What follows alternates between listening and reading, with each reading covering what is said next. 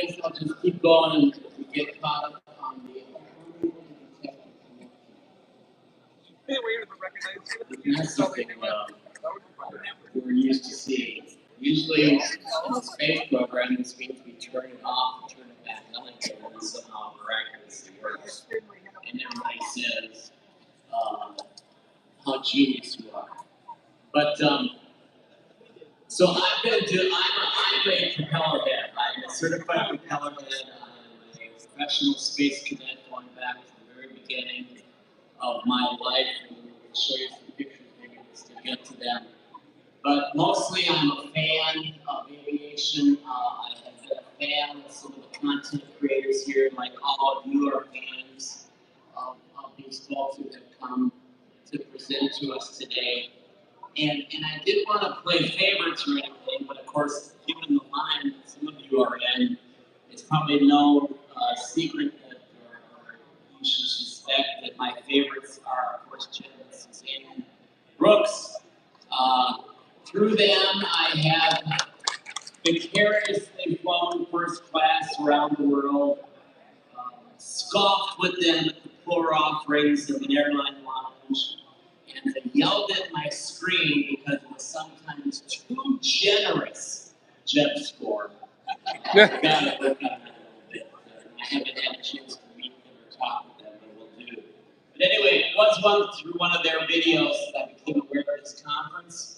And again, as an aviation fan, content fan, I wanted to come here. It was great. It was the weekend. It was a little escape away from the Cayman, where I'm based. And then somehow through one weird connection or another, Rachel and I connected. And next thing you know, I'm here on stage talking to you all. Now, to get ready for this event, I did watch some of the other content creators, and I especially got interested in Swiss 001 and his flight simulator work. Again, I haven't met him yet either. I still can't quite figure out what all the buttons do in the current Microsoft Flight Simulator. He dances all around that thing like a virtuoso, like it's second nature. It all makes it too complicated for me. I'm pretty determined. It's just don't you hit Shift L and then it automatically lands. Oh, good, we got our script. So let's catch up. I have a private consulting company called Mindless Solutions. I work for a government contractor called Fed Writers on a NASA contract in support of NASA Aeronautics. And that's our execute on aircraft sitting on the ramp of Ford's first flight. We can talk some more about that in a little bit. Let's show the next slide. So this is where I was going to talk a little bit about my background. I've been a propeller head. Upper left is me, July 20th, 1969. That's watching Neil Armstrong walk on the moon. My dad took that picture. I've been an aviation storyteller, space storyteller for the very beginning. That's third grade science fair. Me in the green shirt, showing off some models. I did some flying since Cessna 642 Echo at Flying Rangers Association in Minneapolis, where I'm from, at Flying Cloud Airport. My first airplane ride ever was on a Northwest 747.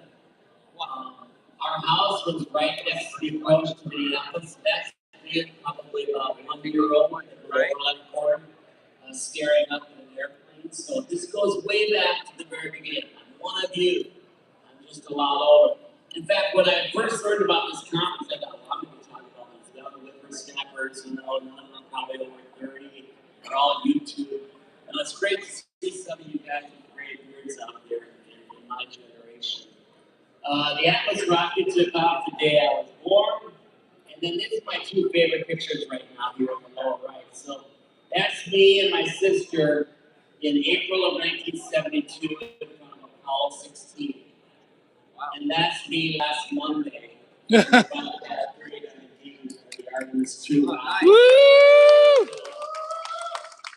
even wearing the same jacket. But that's me in a nutshell. Again, as I said, I'm a fan of aviation space, have been forever, and I come here to celebrate celebrate all this activity as well. And we can talk about Artemis if you want a little bit later when I listen to the questions and answers. But let me move through my presentation. Next slide, please. All right, so we were talking about some of the content creators that would get into the flight simulator stuff. The Swiss 001, today's Microsoft Flight Simulator, way too complicated for me. I long for the days, 1985, Microsoft Flight Simulator 2.0.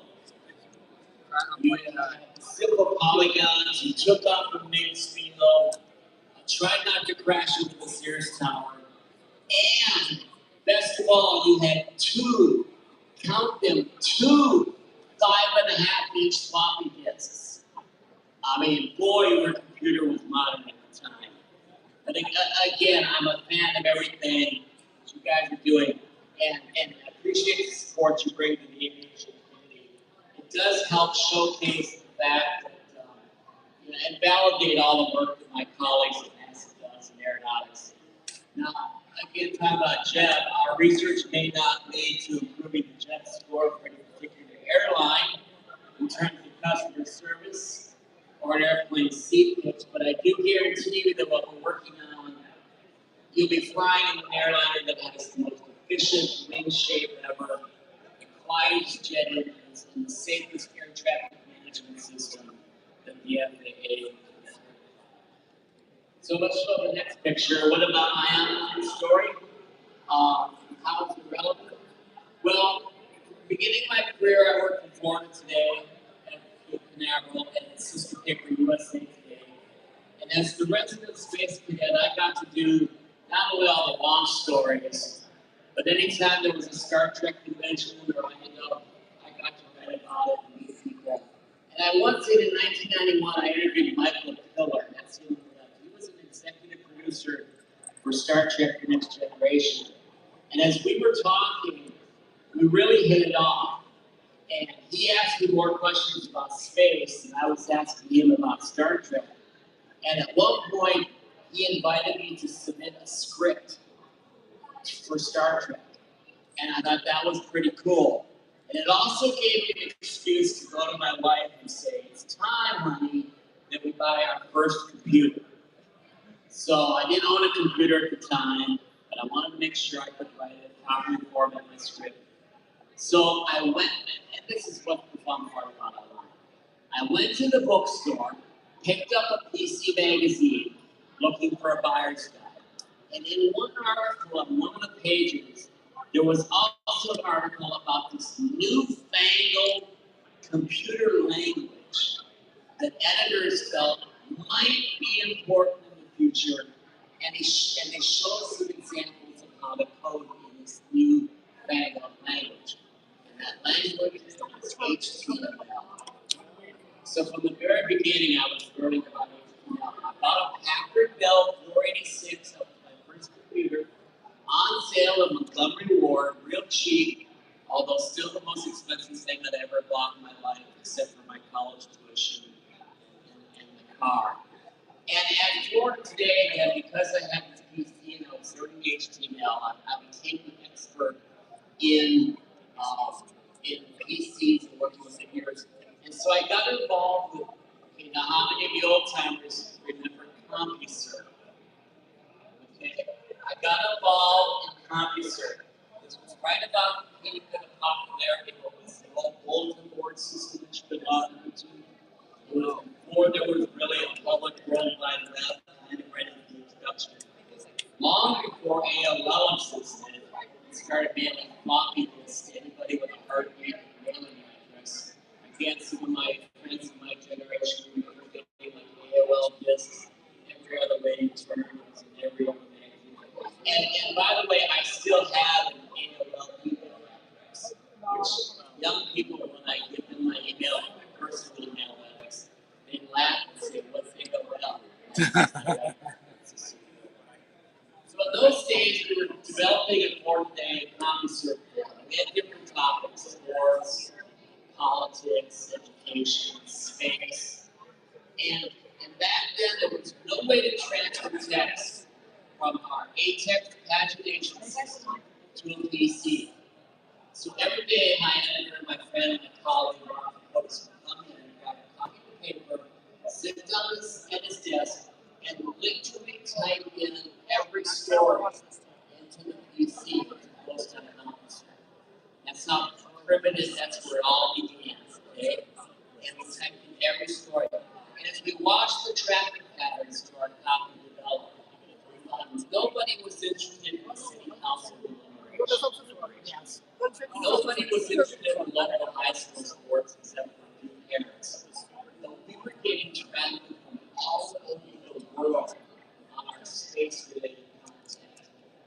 And this was a big eye-opener to us. We were starting to see that there was interest in what we were doing and what was happening at Cape Canaveral and Kennedy Space Center all around the world. And we thought we'd try to take advantage of that. So we decided we would do something online. We decided we ought to do something on the web. And so as the expert in HTML, as the expert in PCs, I logged up to the technical side and coded our very first website using Windows 3.1 and Notepad function. Just Notepad, HTML, Notepad, Windows 3.1. On an IBM ThinkPad, no less. The really cool one was the butterfly keyboard. Does anybody remember the butterfly keyboard that collapsed off on the bus? Well, that was the very end. So let's look at the next slide. It's just a nice pretty logo. Oh no, it's not my copy server. Yeah, look at that. This was how our online presence looked in the early days. That's one of the earliest menus on CompuServe, the logo. We used to get floppy disks, how you install it on your computer. Nothing streaming on that stuff yet. It was just CompuServe. And we were formal and again, the space stuff was incredible. In fact, some of the people that we interacted with on CompuServe became friends and still friends of mine today. So next slide. Next slide. There you go. So we created Space Online. This was the world's first dedicated space news website. It was done by a newspaper. Before everything else, we were the first. And this is what it looked like. And it launched in February of 1996. It was a huge hit. We were lauded in the space community for what we did. We won all sorts of awards from the newspaper associations nationally. We had figured out how to do online. We made money doing it, and routinely followed to get ahead of us. We had, of course, one important thing, the same thing. Up in Rosslyn, Virginia, where the headquarters was at the time, consulted with other papers. And so we showed off like crazy. Let's go to the next slide. We'll talk about some of the things we did. Here's some of the pictures. But so this is just showing us us all at work. Press set for launch, the Space Center for launch, just laptops, guys working. Me and Mark Coates was in the mustache. Happened to be with Drew Lockhart that day. We had a lot of fun people over here to go with on the tech launch. But this is a great picture to show you some of the technology we were working on. This picture was actually taken the day of the Challenger accident. You can see me in the background that was on the news and live radio at the time. The guy in the smoking the cigar, which by the way, he was smoking the cigar right there in the pulpit. Jerry Hammond from Time. This is the line for Jeb, right? Look at the, that's the line for Jeb. This is the one for Gold. Okay. TRS-80, the trash one model, and two came out later. But you had 3 lines of LCD liquid crystal display. That's how you could do the whole online stuff. And he was typing a story, not to You're on line for Jeb. You're on line for Jeb. Sorry. You on line for Jeb? Okay. You in line for Jeb? Sweet. I had to find that in there. I know. Again, that was the technology we used for years until we got to that are on the laptops. So here are some of the things we did, and see how many of this is familiar to you. Versions of today. Back then, we hosted live chats in our conference room where we can answer questions during our participation. We can actually interact with people in real time. We post a question and we answer it. We posted live text updates on the website during countdowns. We published full stories after a launch or a spacewalk or a landing within minutes, if not seconds, of the event occurring. You did not have to wait for the morning newspaper the next day to read the story.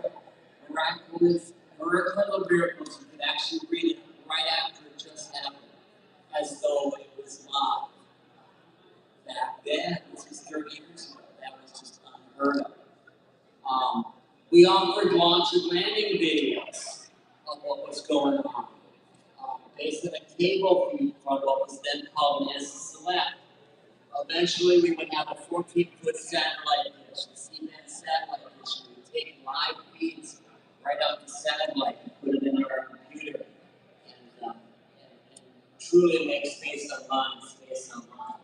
Now, here's the fun part: the videos.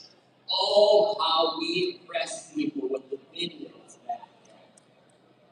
When we were trying to do potential sponsors for Space Online, we showed them a video at the end of the presentation of the shuttle launch, and they were absolutely blown away by it. They reacted to this miracle of technology. You never saw a video on a computer screen. You only saw a video on a TV, but yet there it was, right there on the TV, on the video, on the screen. And again, back then, it was only Windows 3.1. This was around 1985. We were using, again, for the old timers. You're good, you're good. How many of you still remember or ever used QuickTime? Okay, not very many hands because it's long gone. QuickTime stopped pushing in 2000. But the video that was blown away, that blew these people away back in 85, not 4K streaming, hours at a time, from an airliner, thousands of feet in the air. We were talking earlier about using Starlink. Okay, your pocket-sized mobile phone off of orbiting Starlink. None of that. Our video that blew people away in 1985, 160 pixels wide, 120 pixels deep, 10 frames per second. You had to take about a half hour to download the 20-second video, and you could play it. I want to see any one of the content creators over there on these tables survive in the world of 160 by 120, 10 frames per second. It took you an hour to download a 20-second video. I'm like, but back then it was a miracle. Oh my gosh, we could draw traffic because we were one of the very few, if not only, websites operating on. So that was 30 years ago. All right, let's go to the next slide. What does that do? NASA and all that? Let me tell you about the early days of NASA on the web. This was the first NASA web page. That's it. So very simple graphics at the top, and a bunch of text hyperlinks that went to pages that also had the text on them and almost no picture. Okay? The folks at NASA thought Space Online was crazy. Bringing all this hardware to use at launch time. We would look silly. Someone picture me out. The one I said, well, a lot of times because of the sun angle, you couldn't see your laptop screen. It wasn't designed to handle that. So we would either bring in a large box, believe it or not, a big box, or a blanket, and we put it over us so we can see everything. We'd be working in 95-degree summer Florida weather underneath this blanket, trying to do live coverage online. Got very hot, very pesky. We would long for the nighttime launches because at least we didn't need the cover or the blanket course, we traded that off for the back of the nighttime when the mosquitoes are so important. So we're swapping away while we're trying to get people and all that. But NASA at first didn't want to have anything to do with this. The public affairs machine back then was too well established from the early days of shuttle and Apollo and Gemini and Mercury. It was too well oiled. They didn't want to have anything to do with what they called this internet fad. It was just a fad. It was just going to go away. It was just a stupid little thing on the computer that's not going to catch on. It's not going to be anything. And in fact, it was so bad that if they had a shuttle launch on a Saturday morning, they refused to update their website until they all went back to work Monday morning. Because it was already the weekend, and they didn't want to work the weekend. So NASA wouldn't even update their website until everybody came back to work then. That's the next official work day. Yeah. Now, this was the early days, the 80s, early 90s. By 1998, when John Lennon made the shuttle launch, things had changed. In fact, as an example, which is really kind of fun, they had built at the Kennedy Space Center, they had built a new NASA news center. And for all the press to work in. And at the time, as they were getting ready, some of the NASA folks approached me. I was still a journalist on this side of the fence. Said, how can we make this more internet friendly? Well, at the time, we were taking all of our video off the flat suit table and feeding it into the video card of our computer. So I said, every news media workstation should have a flat suit cable outlet. Which you can plug in your computer and take the feed directly from this select. And so they did. They designed that into every workstation. And for a few years, people used it. We used it to do others used it. But it quickly went away in streaming video, wireless video, and now it's absolutely went the way of the dinosaurs. What I'm so proud of is influences on the local presidents. And when I was at the press center last Monday, I snuck in to say hello to a few of my friends. I looked at the workstations, all of those flags of paper outlets are still there. 25 years later. And the journalist table, because it sticks up a little bit, you know. So it's always something in their coffee tub or it's just, but they're still there. I'm so proud of that accomplishment. All right, let's go to the next one. So my online career continued in 2000. I left Florida USA Today. I was hired by, and I don't know if you remember Lou Dobbs from CNN and Sally Ride, who was president at the time of Space.com. So Lou and Sally recruited me away, and I worked for them for years at Space.com. I was surprised to see a Wayback Machine that still has some of the old web pages. Here's one of my old stories from 2000, covering the NASA's launch. But continue to be involved